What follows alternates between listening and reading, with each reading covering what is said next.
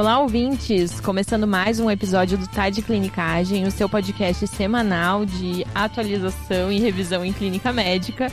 Eu sou Marcela Beleza. Eu sou Joane Alves. E eu sou Fábio Azevedo. Exatamente, Fábio. Integrante do TDC. Exato, você não precisa mais de apresentações, mas caso alguém ainda não tenha ouvido a sua voz, se apresente aí pra essa pessoa. Obrigado, Jô. Queria falar que eu já me sinto em casa aqui mesmo, viu? Com certeza. Mas meu nome é Fábio Azevedo, eu sou médico gastroenterologista formado pela Unifesp e esse é meu terceiro episódio com vocês. Olha só. Olha aí, pessoal. Então, o Fábio, como já falou, é seu terceiro. Que vamos gravar um tema que foi muito pedido no nosso último episódio, né? Que foi o episódio 155, que foi de doença inflamatória intestinal, né? Inclusive, eu até pedi, não foi? Eu já me ofereci pra gravar isso com vocês na época. Porque você já é de casa, você pode. E então, pessoal, hoje nós vamos falar de 4 clinicagens sobre síndrome do intestino irritável. Quais são os tópicos que a gente vai abordar, Marcela? Hoje a gente vai falar da primeira clinicagem, que é quando suspeitar desse diagnóstico. Na segunda clinicagem é como fazer o diagnóstico de síndrome do intestino irritável. Tá. E as duas últimas em relação ao tratamento. Tá. Na terceira a gente vai falar das medidas dietéticas, comportamentais. E na quarta clinicagem, quais remédios a gente pode oferecer para o nosso paciente. Jô, vamos lembrar que o nosso ouvinte, que a gente já falou sobre tratamento de síndrome do intestino irritável lá no Guia TDC. Isso, Marcela, que é o nosso serviço de revisão e atualização em temas em clínica médica, que tem semanalmente, né, 3 tópicos. Uma vez por mês tem uma revisão de um tema que é votado pelos assinantes do guia e tem também um caso clínico. Então, quem assina o guia já leu um pouco do que a gente vai falar aqui e já vai pegar aqui algumas dicas que vão ser citadas. Exatamente, Ju. Então aproveitem para ir lá conhecer o Guia TDC. Beleza, então.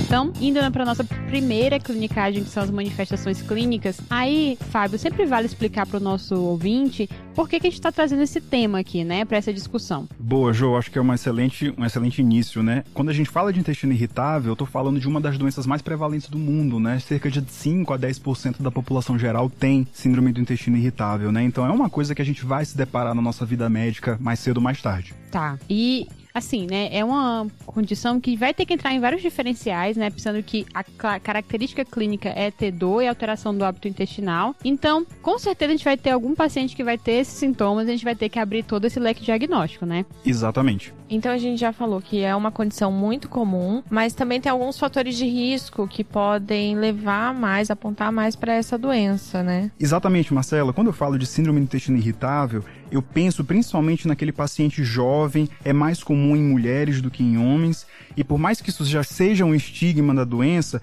pacientes que já tenham comorbidades psiquiátricas, somáticas, como a própria fibromialgia, a gente já pensa um pouquinho mais na síndrome do intestino irritável. Uma coisa que eu queria ressaltar que é super legal é que a síndrome do intestino irritável ela pode acontecer após uma colite aguda, né? Após uma gastroenterite aguda. Em especial quando esse paciente tem clostrídio. Então existe também a síndrome do intestino irritável pós-infecciosa. São sempre coisas interessantes pra gente lembrar e perguntar pra esse paciente. Certo. Então, a gente sabe que é uma doença crônica, mas tem às vezes esses gatilhos e tem essas outras doenças funcionais, outras doenças também crônicas que são comuns de aparecer em associação, né? Isso é importante ficar bem marcado. Com certeza. E em relação à clínica desse paciente, a gente já falou que os sintomas são crônicos, mas eles são também recidivantes e flutuantes ao longo do curso da doença. O que tem que aparecer na síndrome do intestino irritável é a dor abdominal, né? Isso é critério diagnóstico, inclusive a gente vai falar um pouquinho mais pra frente, mas aquela dor abdominal incólica que acontece pelo menos 3 vezes na semana, por mais de 3 meses, isso tem que aparecer. E quando a gente fala de alteração de hábito intestinal, Jô, a gente tá falando de qualquer coisa.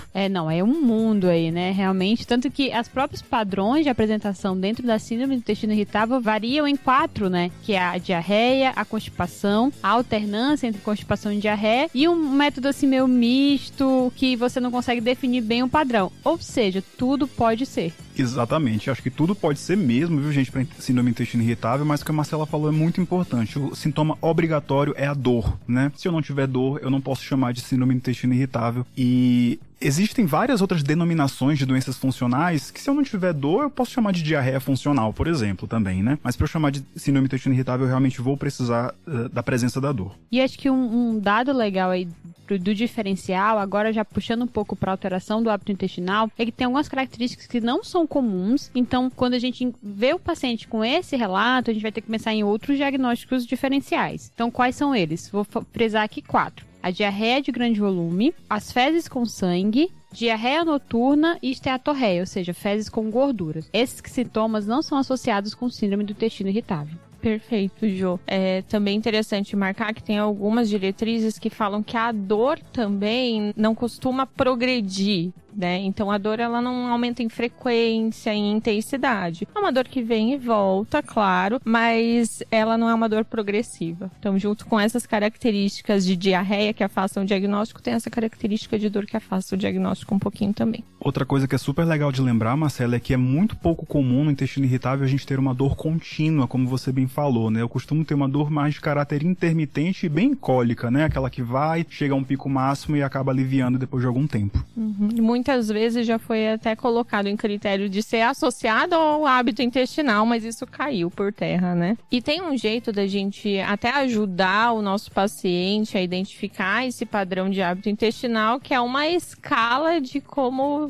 é a aparência das fezes, né? Que é a escala de Bristol. Exatamente, Marcela. Eu vou te confessar que esse é o momento mais interessante da consulta.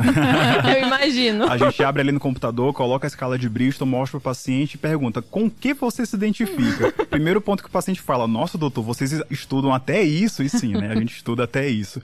Segundo ponto é que mesmo com a escala de Bristol aqui, olha, facilita muito mesmo, viu? O paciente às vezes ainda demora um pouquinho para identificar e às vezes ele traz, nossa, às vezes é esse Bristol 1, às vezes é esse Bristol 6. Então existe uma variância e isso até vai influenciar no tipo de intestino irritável que ele vai ter, né? Mas vale lembrar, né, que a escala de Bristol é uma escala visual, né, gráfica mesmo, existem desenhos esquemáticos para ajudar o paciente. Ela varia de 1 a 7, sendo que 1, o paciente vai descrever ali fezes em síbalos praticamente, uma constipação mais importante. A escala de Bristol número 7 já são fezes líquidas, né, umas fezes mais diarreicas.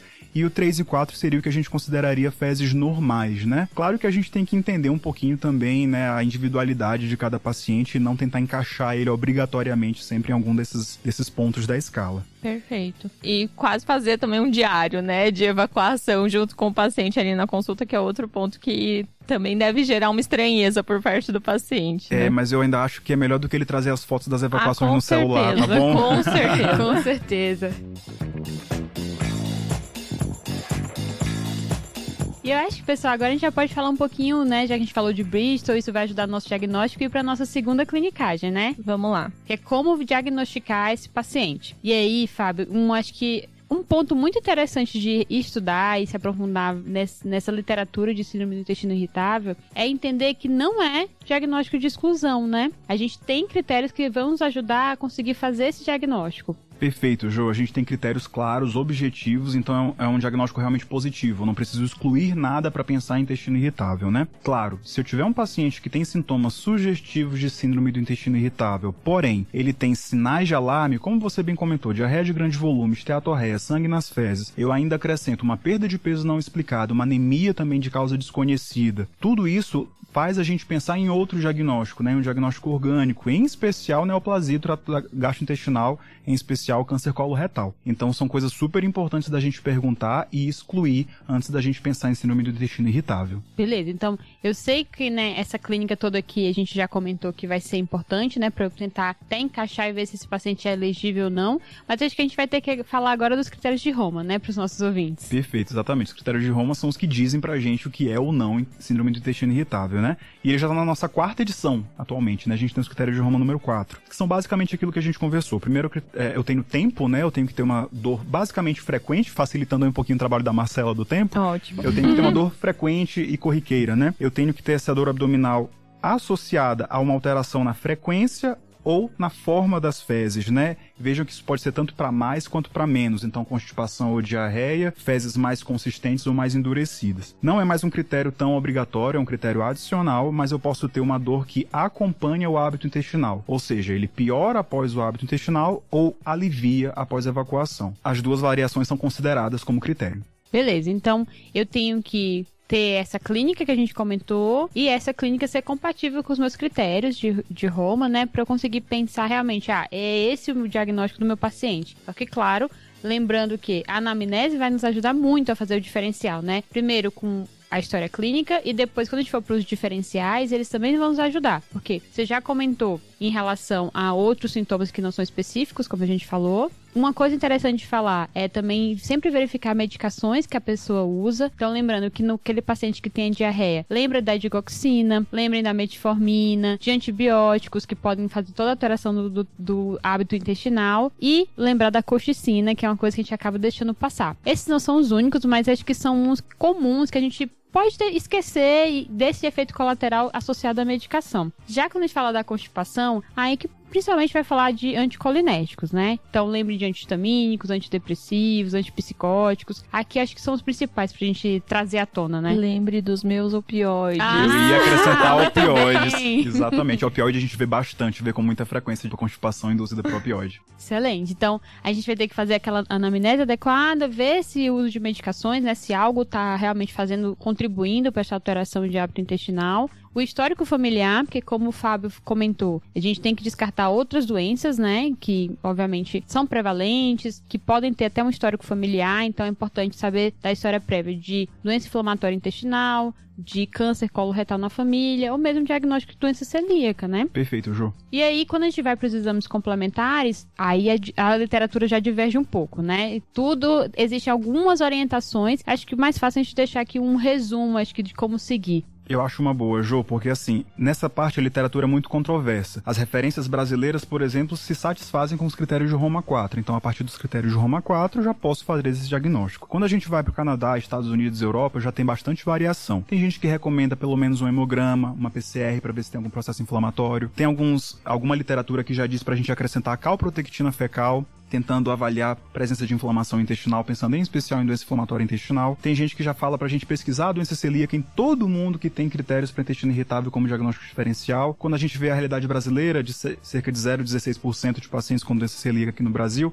não parece fazer tanto sentido. Sim. Tem outras fontes que falam pra gente pesquisar também alterações tireoidianas, porque tanto o hiper quanto o hipotireoidismo podem causar diarreia crônica também. Então, a gente tem respaldo para tanto fazer todos esses exames, quanto para não fazer nenhum. E eu acho que o ponto aqui mais importante ainda é: veja os sinais de alarme. Se tiver sinal de alarme, sim, sem dúvida, vou precisar de vários desses exames e, às vezes, até de uma colonoscopia. Se eu não tiver sinais de alarme, eu posso ponderar caso a caso o que eu vou pedir para esse paciente. A ideia aqui, já puxando esse gancho da colonoscopia, é que se o paciente não tem sinal de alarme e você fez ali uma investigação básica, o paciente é jovem, ele não entra no critério de rastreio de câncer coloretal, a colonoscopia geralmente não vai te ajudar, né? E eu acho que é isso que tem que ser reforçado também para o paciente. A gente consegue afastar um diagnóstico mais grave fazendo uma investigação simples com anamnese, história familiar, história medicamentosa e os exames laboratoriais básicos. Perfeito, Marcela. E eu acabo evitando de pedir um exame extremamente invasivo e desconfortável, em especial o preparo para esse paciente, né? Exato. Um diferencial que a gente não falou aqui ainda foi das doenças infecciosas. Então, tem algumas diretrizes que falam que tem pacientes com fatores de risco específicos que a gente poderia pesquisar giardíase, não é isso? Exatamente. A gente tem que lembrar, né, de parasitose intestinal de maneira geral. Acho que a giardia é uma das mais prevalentes, então vale a gente investigar. Claro, pensando caso a caso também, eu não vou pedir exames de rotina para todos os pacientes, né? Vou individualizar. E falando em infecções, Marcelo, eu acho que é legal a gente até lembrar também do Clostridium, né? Que é uma infecção capaz de causar uma diarreia de caráter um pouco mais crônico. Vão ter sintomas ali que vão diferenciar um pouco, uma diarreia não funcional, é uma diarreia realmente infecciosa e inflamatória. E ela tá saindo do hospital, né? A gente tá vendo cada vez mais Clostridium na comunidade. E uma outra coisa que eu queria lembrar aqui também é do supercrescimento bacteriano de intestino delgado, né? Que é uma coisa que costuma estar bem associada com o intestino irritável, é relativamente mais frequente nessa população, mas que eu também só vou investigar se eu tiver algum fator de risco para isso. Por exemplo, um diabetes melito, um hipotiroidismo, alguma alteração na válvula iliocecal, como cirurgia iliocecal prévia, algum fator que me diga que esse paciente tem uma hipomotilidade ou uma barreira da válvula iliocecal prejudicada. Certo. Aí, nesses casos, vale a pesquisa de sobrecrescimento. Exatamente. Perfeito. Acho que vale a pena agora a gente retomar, né, aquela classificação em relação à apresentação desses pacientes, pra gente poder até entender o passo seguinte, né, que a gente vai já chegar no tratamento. Então, a gente tem a forma diarreica, a forma constipante, a forma mista. Tem aí uma quarta forma que é muito mais difícil, né? Que vale, quem for ler vai acabar vendo essa citação, mas aí realmente um diagnóstico mais difícil de ser feito. Então a gente vai focar nessas 3 principais. E acho que na prática são as 3 mais importantes, Jô. Quando a gente tem a forma diarreica, eu vou tratar direcionado para esse sintoma, mesma coisa para constipante, e vou te contar, a forma mista é um desafio. Eu imagino, nossa, porque se um sintoma já é desafiador, os 2 ao mesmo tempo, você tendo que mudar um pouco desse seu padrão de tratamento, realmente é difícil. Exatamente. Acho que uma coisa bem legal de lembrar é que a gente define essas formas com base justamente naquela escala de Bristol que a gente comentou agora um pouco mais cedo, né? Existe uma classificação didática quando o paciente tem uma evacuação Bristol 6 ou 7 mais de 25% das vezes, ele é considerado diarreico. Gente, na prática isso é muito difícil da gente quantificar e colocar realmente, avaliar para cada paciente. Então a gente acaba muito mais na conversa com o paciente, vendo qual é o sintoma mais predominante e realmente focando naquilo para classificação. E essa é uma doença que a gente precisa muito da colaboração do paciente, né? Tanto dele dando os dados pra gente conseguir fazer o diagnóstico, mas também dele entender a própria doença e dele falar o que mais incomoda pra gente conseguir tratar, porque é uma condição que mexe muito com a qualidade de vida, né? E é isso que a gente quer melhorar. Já que não é uma doença que vai causar uma mortalidade, não tem nenhuma disfunção orgânica associada. Então, mesmo nesses pacientes, eu penso assim, né, que tem esse hábito intestinal misto, talvez você perguntar pra ele o que te incomoda mais, você ganha o paciente ali e consiga mudar a vida dele nessa pergunta. Perfeito, Marcela, e acho que esse inclusive é o primeiro ponto quando a gente fala de tratamento da síndrome do intestino irritável, é você ter a confiança do seu paciente, é você educá-lo a respeito da doença, do diagnóstico, trazer justamente isso que você falou, que é uma doença de caráter e evolução benignos, né? Que não vai... Muitos pacientes chegam em consultório com medo de ser uma doença mais grave, de ser câncer, de ser uma doença inflamatória intestinal, então é um paciente que já vem com algum estigma e com uma qualidade de vida muito ruim, como você mesma falou. Então mesmo na forma mista, eu tenho uma maneira de recuperar a qualidade de vida daquele paciente, contanto que ele colabore com o tratamento também. Perfeito.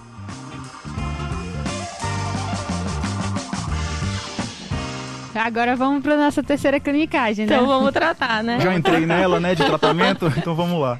Então, acho que, como a gente tinha comentado, né, começa no nosso tratamento aí, vamos dizer, dietético, de orientações dietéticas, que seria o passo inicial de abordagem do nosso paciente. E o que é interessante é que é um passo muito importante para esses pacientes que têm sintomas mais leves a moderados, porque isso vai realmente ajudar no controle dos sintomas, seja ele diarreia, seja ele constipação. A gente tem 2 formas de fazer essa orientação para o nosso paciente, né? Uma delas é a dieta restritiva tradicional e a outra é o baixo consumo de food maps, que tem ficado bem agora em alta aí na mídia, de se falar desse termo, né? Que a gente vai explicar. A dieta restritiva tradicional, ela é muito voltada para tentar deixar um padrão mais regular de refeições, para evitar refeições de grande volume, né? De grande monta, assim como reduzir a ingesta de gordura, de fibras insolúveis, cafeína, que é um terror, né? Álcool e alimentos que vão facilitar a produção de gases, tipo feijão, repolho. Então, esse tipo de alimentação tem que ser orientada, né? Obviamente, com a ajuda de outro profissional, idealmente um nutricionista, um nutrólogo, para fazer a orientação adequada para o nosso paciente. Perfeito, Jô. Eu gosto muito de ressaltar nesse momento a importância de ter um bom nutricionista junto com a gente, porque a gente, como médico, a gente não tem essa formação para indicar uma dieta mais adequada para esse paciente, muito menos restringir de maneira adequada ou substituir os alimentos que ele consome e fazer depois a reintrodução gradual de cada grupo, né? Isso que você falou dos food maps é super importante, né? É uma das poucas intervenções nutricionais que a gente tem uma evidência um pouquinho melhor, né? Na síndrome do intestino irritável. Essa sigla, né? Não sei se todo mundo sabe o que significa, são basicamente monossacarídeos e polióis fermentáveis, é uma sigla em inglês. Exato. Então são basicamente alimentos que realmente fermentam muito, né? E qual que é o problema dessa restrição de food maps, Jô? São muitos alimentos. Quando a gente vê todos os food maps e a gente restringe tudo, o paciente fica praticamente sem opção alimentar, né? E aí que entra realmente o profissional de nutrição para fazer substituições interessantes para esse paciente durante essa restrição. Um ponto muito importante, essa restrição é sempre temporária. Ela dura ali em torno de 4 semanas, né? Tem gente que faz de 2 a 6 semanas no máximo. Fazer isso a longo prazo é inclusive deletério, né? Tanto para o paciente quanto para a microbiota, enfim. Então isso não deve ser uma coisa a longo prazo e sempre temporário. E depois desse período de restrição, que o nutricionista idealmente vai acompanhar, o paciente tem uma melhora sintomática, sintomática da dor, da diarreia ou da constipação, e o nutricionista vai aos poucos reintroduzindo grupos alimentares, e nesse momento o paciente consegue identificar alimentos gatilho para o sintoma dele também, e aí esses pontuais a gente pode fazer uma restrição mais duradoura. Isso que é interessante, né? Porque imagina muitos meses de restrição de um determinado alimento. É muito difícil, né? No dia a dia, assim. Então é interessante saber dessas estratégias, porque é isso que a gente vai inicialmente orientar o nosso paciente, mas sabendo que a gente precisa de outros profissionais, aqui a equipe multi é muito importante, principalmente com o nutricionista do lado, né? Exatamente. Eu vou contar um caso muito rapidinho. Eu tive uma paciente gestante uma vez com síndrome do intestino irritável. Nenhuma das drogas que a gente vai conversar um pouquinho mais na frente, quer dizer, quase nenhuma delas, eu posso utilizar com segurança numa paciente gestante. Então eu contei muito com a ajuda de um nutricionista nesse caso, em especial porque eu não posso desnutrir de maneira nenhuma uma paciente gestante. Com certeza. Então foi um super desafio nutricional, mas que deu certo. A gente conseguiu remissão sintomática e a paciente não desnutriu. Então agradeço demais aí aos colegas nutricionistas que trabalham comigo. E nessa de fazer restrição alimentar, entram 2 diagnósticos diferenciais e às vezes até os pacientes mesmo se confundem ou já chegam com dieta restrita, que é a intolerância à lactose e a doença celíaca, né? Também são doenças que a gente precisa pensar em pesquisar em algumas determinadas populações, mas que no paciente que tem síndrome do intestino irritável, não necessariamente a gente precisa indicar essa restrição, né? Perfeito, Marcela. Primeiro porque tá um pouquinho na moda restringir lactose e glúten, né? Vale lembrar que a intolerância à lactose é muito prevalente, né? É uma doença muito, muito corriqueira. E tem uns estudos que falam que 30% dos pacientes com intestino irritável vão ter intolerância à lactose também. Se porventura houver dúvida diagnóstica, vale investigar. Vale fazer o teste de absorção de lactose de fato, né? E aí sim, com esse diagnóstico feito, a gente faz uma restrição direcionada, certo, como a gente faz para os outros pacientes. Quanto ao glúten, a doença celíaca, como a gente já comentou, aqui no Brasil tem uma prevalência super baixa, então eu acho que vale individualizar essa solicitação, essa pesquisa de doença celíaca para cada paciente. E tem uma curiosidade bem interessante. O trigo tem frutano. O frutano é um FODMAP. Então, tirar trigo para esses pacientes, de maneira geral, melhora os sintomas dele e acaba confundindo um pouquinho as coisas mesmo, tá bom? Entendi. Quando eu tava lendo isso, foi assim, ó, abriu um negócio na minha cabeça que eu fiquei, caramba, é verdade, faz todo sentido. Então, realmente, Fábio, é como você falou, né? Se o paciente tirar o trigo, vai ter melhora e vai ficar com essa dúvida, né? O que realmente causa o sintoma nele. Será que ele realmente tem celíaco ou não? E, nossa, coitado, porque é uma mudança completa, né? De quando você é um paciente que tem restrição por doença celíaca do que não tem, né? E a gente tem que tomar um pouco de cuidado com essas restrições, Jô, porque a gente tá falando de uma doença que, como a gente comentou, não vai evoluir com gravidade, mas vai tirar a qualidade de vida do meu paciente. Às vezes, essas restrições tão difíceis tiram mais qualidade de vida do que a própria doença. Então é uma coisa que a gente tem sempre que pesar. Excelente. Tem um outro ponto que eu queria reforçar agora. Eu já fiz, né, já declarei aqui minha admiração pros nutricionistas, né, pros colegas aí que ajudam a gente. Eu queria falar também da psicoterapia nesse tipo de doença. Nossa, Fábio, super importante, né? Super importante e ainda pouco vista, viu, Jô? Sim. Pouco aceita também. Mas as evidências para psicoterapia nas doenças funcionais gastrointestinais, não só no intestino irritável, são muito boas. É uma terapia que funciona de verdade, melhora sintomas, melhora a hipersensibilidade visceral e a percepção de dor do paciente. Inclusive, uma das modalidades que tem muito boa evidência é a hipnose. Hipnose, eu Coisa vi boa. isso e é uma coisa que a gente não tá acostumado a ler, né? Isso, a gente não vê muito. E agora pensem, para indicar hipnose no consultório é difícil também, viu? Com certeza, imagino, porque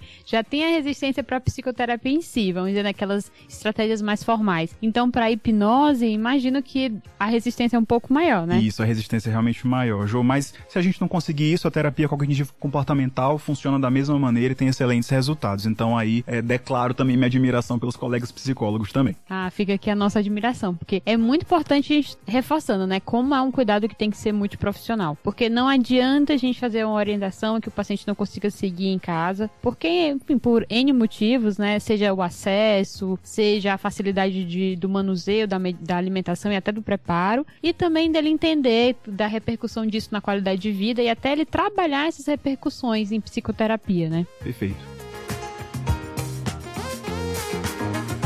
Então, indo para a nossa quarta clinicagem, a gente vai começar a falar de terapia farmacológica. Tá. E vou resgatar aquele conceito de subclassificar a síndrome do intestino irritável. Beleza, Marcelo. Então, vamos começar com um paciente que tem um subtipo diarreico. Tá. São poucas as drogas que a gente pode lançar a mão aqui, lembrando que a gente já teve uma boa base de terapia da síndrome do intestino irritável com as medidas comportamentais, dietéticas e psicoterapia, mas se mesmo assim ele continua sintomático ou o sintoma já aparece bastante exacerbado, você quer controlar ali mais imediato, aí a gente vai começar uma droga antidiarreica. O que a gente tem de opção? São poucas, já vou adiantar. Ô, Jesus, ela não quer aliviar o nosso coração. Não, síndrome do intestino irritável não é fácil. Esse episódio demorou pra eu sair por causa disso. Mas vamos lá. Uma das principais recomendações é em relação à loperamida, que é a primeira opção para diarreia em diversos guidelines. Tem uma boa eficácia no controle da diarreia, em frequência e no aspecto das fezes, e também controla aqueles outros sintomas que podem aparecer de distensão, desconforto abdominal e os sintomas gerais do desconforto da síndrome do intestino irritável. Beleza, Marcela. Tem uma outra classe de medicação que é recomendada em guideline, que são dos antagonistas do 5-HT3. Que eles não estão amplamente disponíveis nem no mundo, muito menos no Brasil. Mas que a gente tem uma ajudinha ali, uma gambiarra que a gente consegue fazer, que é com a ondansetrona. Exatamente, Marcela. Uma coisa curiosa sobre a ondansetrona é que antigamente a gente não tinha essa indicação de controle de diarreia em bula, e hoje já tem, né? Justamente por esse efeito benéfico antidiarreico que ela tem. Eu queria ressaltar que essas duas drogas antidiarreicas, tanto a loperamida quanto a ondansetrona, podem ser utilizadas tanto com doses fixas quanto sob demanda pelo paciente. Isso é muito bem-vindo, porque o paciente às vezes só tem sintomas desagradáveis quando ele precisa sair de casa, quando ele come fora, quando ele muda um pouquinho a rotina dele. Então eu posso tanto manter por um período mais prolongado quando o paciente tem mais sintomas, está em momento de crise, vamos dizer assim, ou então quando ele tem uma mudança de rotina eu posso fazer usos pontuais e pacientes que já convivem com a doença há mais tempo acabam se habituando a isso. Perfeito, reforçando aquela ideia que a gente já falou da educação do paciente em relação à sua doença, Exatamente. Né?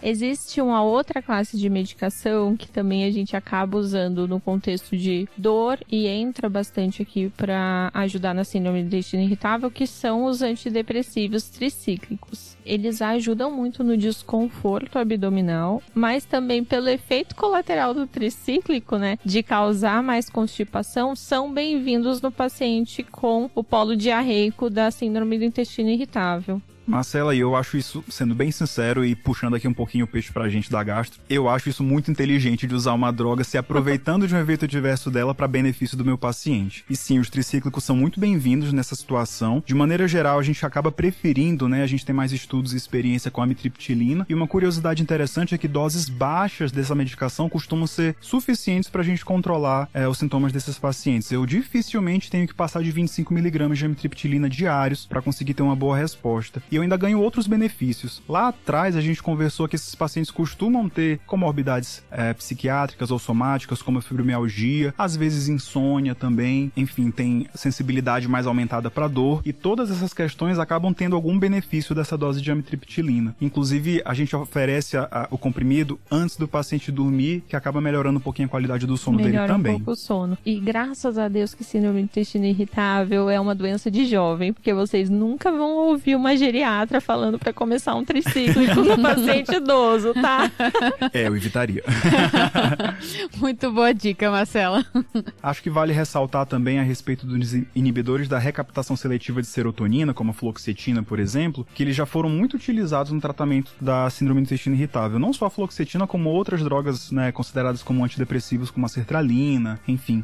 Hoje, segundo o guideline americano, que a gente tem mais recente, eles não são mais recomendados, mas já foram muito utilizados no tratamento dessa doença. E aí é interessante isso porque as diretrizes variam, né, em relação à sua recomendação. Então, a mais recente, que é a do guideline do Colégio Americano de Gastro, ele deixa bem claro lá que eles recomendam contra o uso, mas existem outras referências que as pessoas podem procurar e que vão encontrar essa sugestão de que é possível utilizar, né? Exatamente, Jo. E quando a gente vê os estudos que basearam essas recomendações, são todos realmente estudos com evidência um pouco mais baixa, com algumas incertezas, o que dá, né, o que gera nessas confusões aí ao longo dessas diretrizes. Beleza. Então agora a gente vai falar do tratamento da forma constipante da síndrome do intestino irritável. E aqui realmente o que brilha, né? Acho que a nossa primeira escolha seria o polietileno glicol, o PEG, que já foi falado em outro episódio. Episódio 172, que a gente falou só de laxativo, Jô. Excelente. E aí o geriatra amou, né, Marcelo? O gastro também, viu? O gastro também. Então, é uma medicação que ela tem já trabalhos, né, que mostram que quando há falha na resposta no paciente que fez aquele primeiro manejo, que era de orientações dietéticas, psicoterapia, eles sugerem que o PEG, o polietileno glicol, seja a sua primeira escolha nesse manejo. A dose inicial varia um pouco das recomendações, mas acho que começar com 17 gramas, chegando ao máximo de 34 gramas no dia, seria o adequado. E o que a gente vai esperar de efeito colateral, que pode ocorrer, é um pouco de distensão, e existem pacientes que também sentem desconforto abdominal. Então, pode ser que aquele paciente que você começou a tratar piore daquele sintoma. Isso mesmo, Jô. E uma coisa que a gente pode fazer para tentar evitar esses efeitos adversos indesejados é tentar fracionar a dose quando a gente começa. Então, começar apenas com 8,5 e o paciente tolerando bem, a gente pode aumentar para até 2 tomadas diárias, né, com 17 gramas no total. E, de fato, a distensão é uma coisa que é relativamente comum com as medicações laxativas. A lactulose é uma droga laxativa também que a gente pode usar até nesses pacientes, mas em comparação com o polietileno glicol, ele dá bem mais distensão e a gente tende a evitar nos pacientes com síndrome do intestino irritável. Beleza. Uma outra droga que a gente pode citar também, Jo, é pro caloprida, né, que é um agonista 5-HT4, que é uma droga também que vai tentar aumentar a motilidade intestinal, melhorando os sintomas da constipação. Ela é uma droga um pouco mais cara, um pouco menos acessível, mas que a gente pode usar também em pacientes refratários sintomáticos. Beleza, então eu tenho uma primeira opção que é o polietileno glicol, o PEG, uma segunda opção que seria a prucaloprida, apesar de ser menos disponível, né, pelo preço. E aí acho que a terceira, que infelizmente não tá mais no mercado, mas que era uma droga possível de usar, era a lubiprostona, que é um ativador do canal de cloro que vai aumentar lá a secreção do fluido intestinal e com isso ajudar no paciente com constipação. Perfeito, Joel, é exatamente isso, um secretagogo intestinal, né, e tinha uma resposta interessante na constipação. A dose que foi estudada foi a dose de 8 microgramas, 2 vezes ao dia, e a maior parte da população estudada foram mulheres, né, nos estudos em que se viu a segurança dessa droga, mas atualmente ela não está mais disponível aqui no país, né, no Exatamente, Brasil. A gente perdeu essa oportunidade, essa opção aí de tratar. Então, acabou que nosso tratamento ficou muito resumido a nossas medidas dietéticas e psicoterapia, mas acho que a grande possibilidade aí é realmente o PEG. Exatamente. A gente tem ainda uma esperança que já deveria ter sido usada lá atrás, inclusive, que é a atividade física também, né, Jô? Que é super benéfica, tanto no intestino irritável, independente da forma, mas em especial na constipação. Realmente, Fábio, é uma grande estratégia que a gente tá falando já daquele começo, né? Se a gente fala de alteração de estilo de vida, né, que vai ter impacto na qualidade de vida, entra sempre a atividade física e sim, a gente já sabe que para constipação, lato sensu, né, quando a gente fala de constipação, a atividade física vai ajudar, então aqui não seria diferente, Não seria né? diferente, perfeito. E torna-se ainda mais importante quando a gente já tá aí falhando nas possibilidades que a gente tem de conseguir tratar esse paciente, né? Quando a gente já tá chegando nessa necessidade de uso de medicações e mesmo assim a gente não tá conseguindo o objetivo, que é melhorar essa qualidade de vida e melhorar o hábito intestinal. Boa, Ju. Fábio, aí com certeza, assim como Marcelo e eu, nosso ouvinte também tá com essa dúvida na cabeça, né? Tá, eles falaram na forma constipante, da forma diarreica e a forma mista, como que a gente faz? Então, falei, né? Dá um pouquinho mais de trabalho mesmo. Com certeza. Na forma mista, basicamente, o paciente vai meio que mudar entre esses dois polos, né? Entre o polo diarreico e o polo constipado. Então, o que a gente consegue fazer na prática é tratar o que o paciente está pior naquele momento da consulta, ou pior do ponto de vista sintomático. Tá. Então pode ser que eu precise naquele momento de mais medicações antidiarreicas ou de mais medicações para controle da constipação. Lembrando que aquele tratamento inicial que a gente falou, suporte nutricional, atividade física, psicoterapia, vai ajudar em todas as formas da doença e, consequentemente, na mista também. Beleza, né? Então, eu me oriento pelo sintoma, como a gente dividiu, e aí dessa forma eu tento ver o que é mais adequado para o meu paciente, né? Exatamente. O que é mais difícil, Ju, é quando eu tenho um paciente diarreico, trato, ele constipa. Aí eu vou lá, trato a constipação, ele tem diarreia. Aí fica difícil, viu? Meu Deus, sim. Não é tão senti sua incomum. dor. E acho que por fim é falar um pouco da dor abdominal, né? Desse manejo de dor. Seria o nosso quarto ponto do nosso tratamento sintomático, né?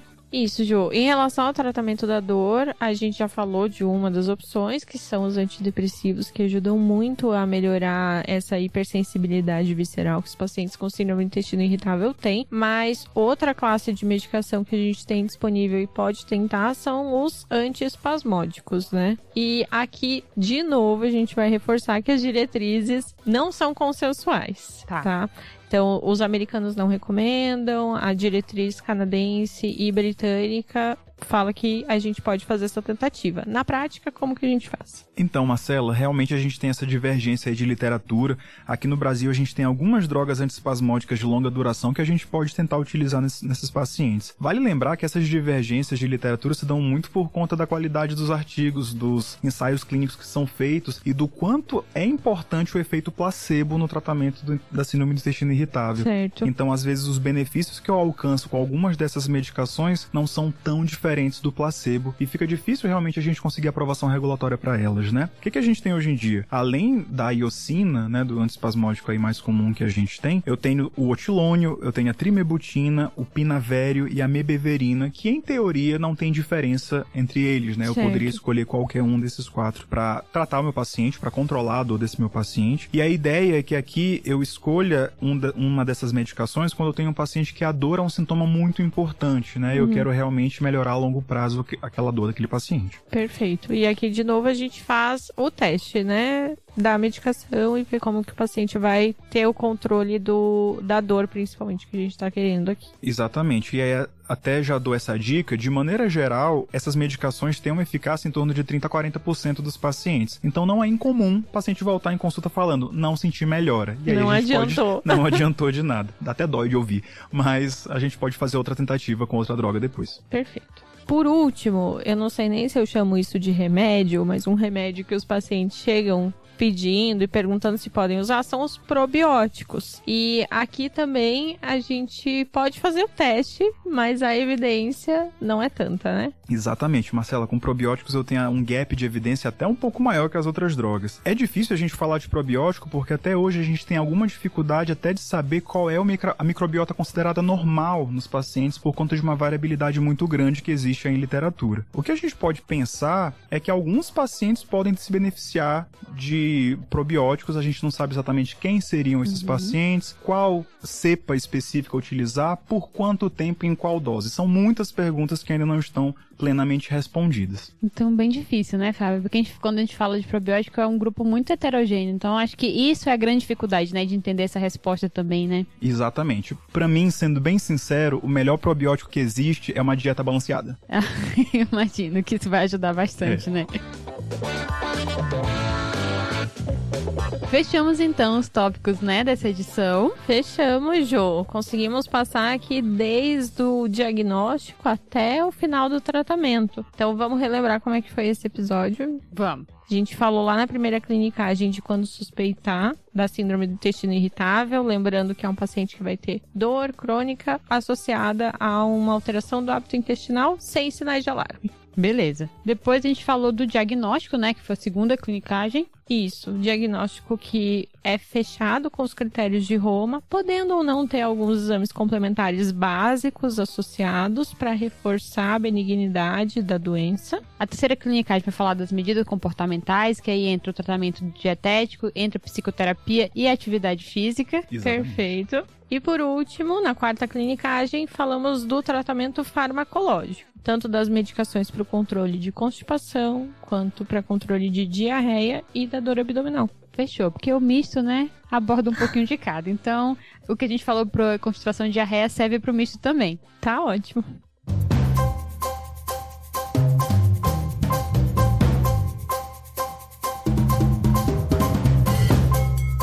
E agora, então, Marcela, chegou no nosso momento dos salves, né? Que a gente vai dar este momento para o Fábio. Exato. Gente, é a parte que eu fico mais na expectativa. Eu queria dar um salve. Eu já dei um salve pros Nutris, pros psicólogos aqui, né? Mas eu queria dar um salve pros meus amigos lá do Maranhão, que sempre escutam o Tá de Clinicagem. Eu vou já fazer propaganda que eu tô aqui de novo, eles vão escutar com certeza. Que bom. E aí eu quero citar a Manuela Souza e a Luciana Souza, que sempre escutam, Queria mandar um salve também para meus amigos de residência, né? O Gabriel, a Vanessa, a Shire e a Larissa. O pessoal tá no meu coração até hoje. Ai, pessoal, muito bom. Salve. Um salve pra vocês. Muito bom ter o carinho, né? E melhor ainda ter o Fábio mais uma vez aqui com a gente. Com Obrigado. certeza, muito obrigada. Já tô na expectativa do próximo. Qual vai ser o tema, Fábio? Exato. Eu tenho que pensar em alguma coisa de intestino, que você sabe, né? Que minha paixão é pelo intestino mesmo. Então fica aqui agora dívida com a gente, registrada, que você vai ter que pensar num tema que a gente vai ter que gravar em breve. Combinado. Isso, e agradecer a todos os ouvintes, lembrando que todas as nossas redes sociais estão abertas para sugestões, críticas, opiniões. Sigam a gente no Instagram, no YouTube e no seu agregador de podcast preferido. É isso, pessoal. Um salve pra todo mundo, um abração, valeu, falou! Valeu, falou! Tchau, tchau, pessoal. Até a próxima.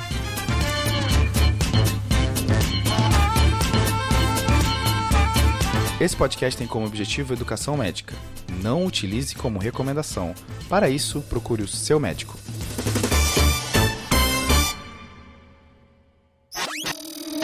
Essa é uma produção do Bicho de Goiaba.